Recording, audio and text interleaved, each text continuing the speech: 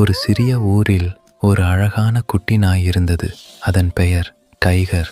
Tiger ஒரு மஞ்சள் நிற நாய். அதன் கண்கள் கண்ணீர் நிறத்தில் மிளிர்ந்தன.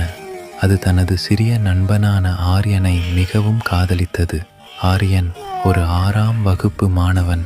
மிகவும் சந்தோஷமாகவும் ஆர்வமுள்ளவனாகவும் இருந்தான். அவன் தினமும் பள்ளியிலிருந்து வீடு திரும்பும்போது டைகர் அவனை எதிர்நோக்கியே காத்திருந்தது. ஒரு நாள் ஆரியன் பள்ளியிலிருந்து வீடு திரும்பிக் கொண்டிருந்தான். அந்த நேரத்தில் ஒரு பெரிய கார் அவனை நோக்கி வேகமாக வந்தது. ஆரியன் கவனிக்காமல் இருந்ததால் அந்த கார் அவனை மோதப்போகும் நிலை ஏற்பட்டது. அப்போது டைகர் திடீரென குதித்தது. ஆரியனின் முன் நின்று அவனை காப்பாற்றியது. கார் டைகரை மோதியது. ஆனால் ஆரியன் பாதுகாப்பாக இருந்தான். ஆரியன் ஓடி வந்து டைகரை அணைத்து கொண்டு கண்ணீர் வடிக்க ஆரம்பித்தான்.